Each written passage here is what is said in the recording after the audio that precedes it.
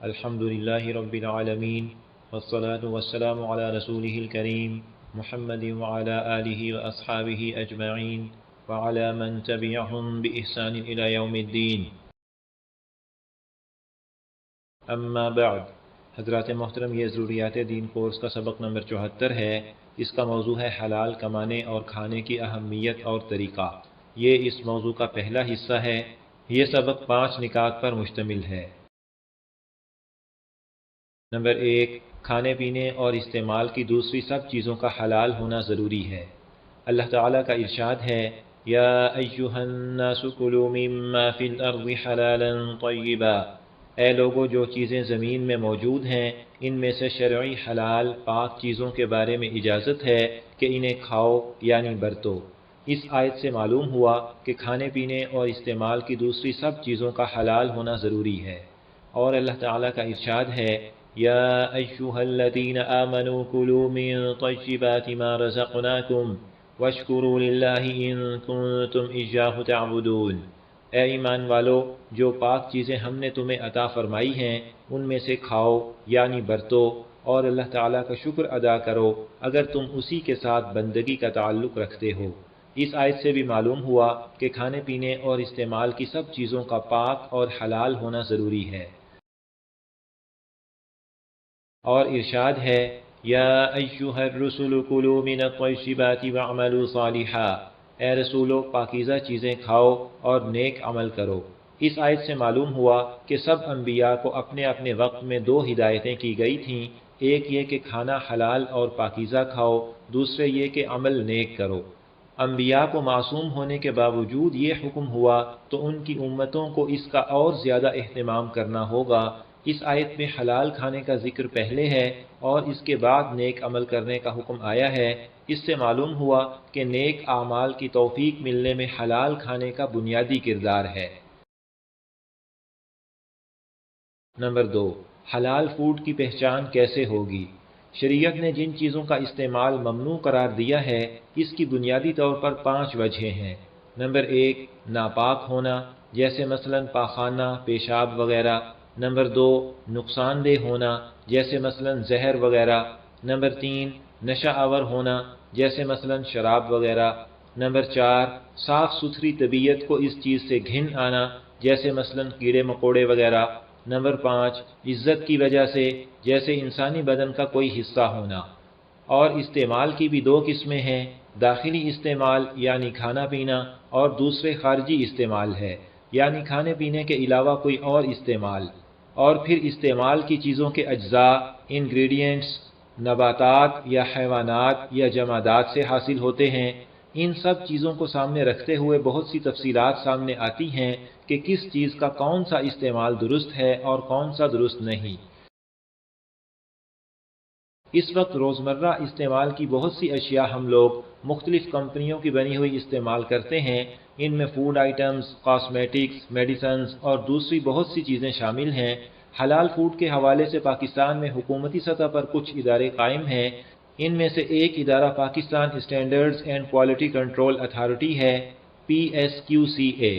اس کا کام مختلف اسٹینڈرڈز تیار کرنا ہے جن میں حلال و حرام سے متعلق اسٹینڈرڈز بھی ہیں.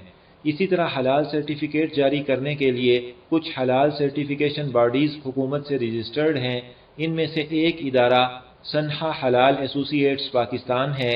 یہ حلال آڈٹ کرتے ہیں، پروڈکٹ کے را میٹیریل کے سورسز چیک کرتے ہیں اور حلال و حرام کے معیارات کے مطابق حلال سرٹیفکیٹ جاری کرتے ہیں. حلال فوڈ کے حوالے سے 2 باتوں کا لحاظ رکھنا چاہیے. ایک تو یہ کہ لوکل پروڈکٹس خریدنے کی کوشش کی جائے کیونکہ ان میں بہت کم مسائل آتے ہیں، امپورٹڈ پروڈکٹس میں زیادہ مسائل ہوتے ہیں. اور دوسرے یہ کہ کسی مستند حلال سرٹیفیکیشن باڈی کے لوگو پر اعتماد کیا جائے.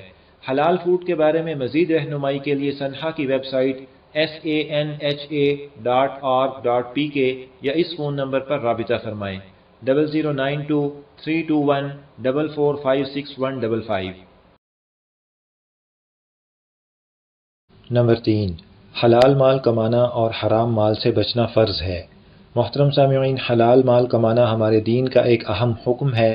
آمدنی میں حرام کی آمیزش سے بچنا بہت ضروری ہے. اپنے مالی معاملات مکمل طور پر شریعت کے مطابق رکھنا دین کا بہت بڑا حصہ ہے۔ رسول اللہ صلی اللہ علیہ وسلم کے ارشاد کے مطابق قیامت کے دن ہر آدمی سے جو 5 سوالات ہونے ہیں ان میں سے 2 سوالات ہماری معاشی سرگرمیوں سے متعلق ہیں۔ نمبر 1، مال کہاں سے کمایا، یعنی حلال طریقے سے کمایا یا حرام طریقے سے۔ نمبر 2، مال کہاں خرچ کیا، یعنی جائز کام میں خرچ کیا یا ناجائز کام میں۔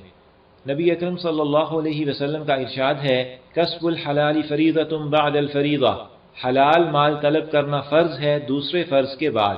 مطلب یہ کہ جو فرض اسلام کے رکن ہیں جیسے نماز، روزہ وغیرہ، ان کے بعد حلال مال طلب کرنا بھی فرض ہے، اور یہ فرض اس شخص کے ذمے ہے جس کے پاس ضروری خرچ کے لیے مال موجود نہ ہو۔ رسول اللہ صلی اللہ علیہ وسلم نے ارشاد فرمایا، رزق کو دیر سے ملنے والا نہ سمجھو، کیونکہ آدمی کو اس وقت تک موت نہیں آتی یہاں تک کہ اس کا آخری رزق اسے مل نہ جائے، لہذا رزق کی تلاش مختصر رکھو، حلال کمانا اور حرام چھوڑ دینا۔ اللہ تعالیٰ کا ارشاد ہے، یا ایھا الذین آمنوا لا تأکلوا اموالکم بینکم بالباطل الا ان تکون تجارۃ عن تراض منکم۔ ایمان والو، آپس میں ایک دوسرے کے مال ناحق یعنی ناجائز طریقے سے نہ کھاؤ یعنی نہ برتو، لیکن جائز طور پر مثلا کوئی تجارت ہو جو باہمی رضامندی سے واقع ہو، بشرطے کہ اس میں اور بھی سب شرائط ہوں۔ اس آیت سے معلوم ہوا کہ مالی لین دین کی سب صورتوں کو شریعت کے دائرے میں رکھنا ضروری ہے، کوئی ایسا طریقہ اختیار کرنا جائز نہیں جس سے شریعت نے منع کیا ہو۔ نبی اکرم صلی اللہ علیہ وسلم کا ارشاد ہے، انہ لا يدخل الجنۃ لحم نبت من سحت النار اولی بہ۔ حرام مال سے پلا ہوا بدن جنت میں نہیں جائے گا، آگ اس کی زیادہ حقدار ہے۔ حضرت ابوبکر صدیق رضی اللہ تعالی عنہ نے ایک دفعہ لا علمی میں اپنے ایک غلام کی حرام کمائی کا کھانا کھا لیا، جب معلوم ہوا تو اپنا ہاتھ منہ میں ڈال کر سب کچھ کہہ کر دیا۔ ان احادیث اور آیت سے حلال مال کمانے اور حرام مال سے بچنے کی اہمیت بخوبی واضح ہو گئی۔ نمبر 4، مالی معاملات سے متعلق شرعی قوانین کا مقصد۔ حضرات محترم، مالی لین دین سے متعلق شریعت کے جتنے احکام ہیں ان سب کا خلاصہ یہ ہے کہ کوئی شخص کسی کو تکلیف نہ دے، اس کا نقصان نہ کرے اور کوئی کسی پر ظلم نہ کرے۔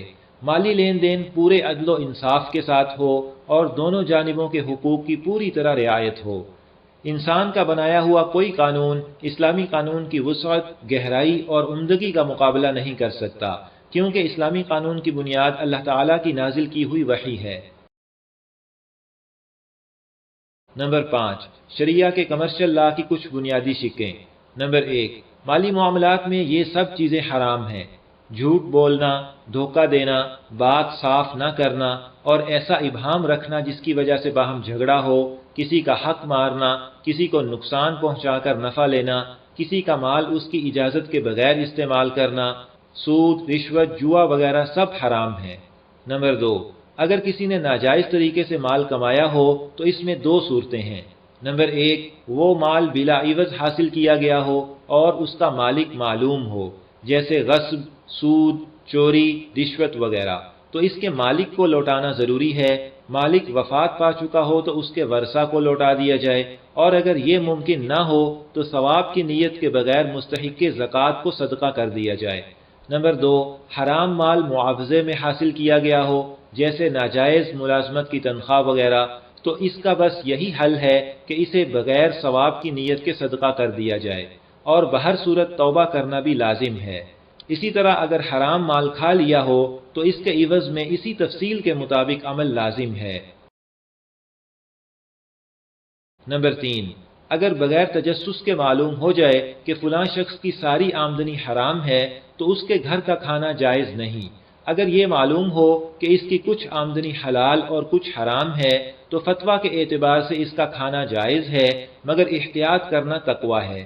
اگر کسی کا حال کچھ معلوم نہیں تو بدگمانی کی ضرورت نہیں، اسے حلال ہی سمجھیں۔ جب تک از خود کسی صحیح وجہ کے شبہ نہ ہو تب تک دوسرے کے مال کی تفتیش کی ضرورت نہیں۔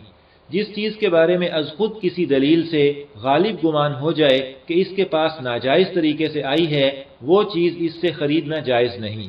اگر تحقیق یا گمان غالب نہ ہو تو خریدنا جائز ہے۔ مارکیٹ میں اگر خرید و فروخت کے اکثر معاملات شریعت کے خلاف ہوتے ہوں تو تقویٰ یہ ہے کہ جس چیز کی خرید و فروخت غلط طریقے سے ہوتی ہے اسے نہ خریدے، اگر خرید لے تو فتویٰ کی روح سے جائز ہے۔ غیر مسلموں کے ہاتھ کی بنائی ہوئی پکائی ہوئی چیزیں خریدنا اور استعمال کرنا جائز ہے، ہاں اگر یہ گمان غالب ہو کہ وہ ناجائز اور ناپاک چیز ملا دیتے ہیں تو اس وجہ سے ان کی چیز خریدنا ناجائز ہے۔ نمبر 4، اگر زبان سے خریدنے بیچنے کے الفاظ نہ بولے اور قیمت طے کر کے ادا کر دے اور چیز لے لے تو اس طرح خریدنا بیچنا بھی درست ہے۔ اگر کوئی چیز مقدار کے بجائے قیمت کے حساب سے خریدی گئی، مثلا یوں کہا کہ 50 روپے کی چینی خریدی، تو اس صورت میں استعمال سے پہلے اسے دوبارہ تولنا ضروری نہیں۔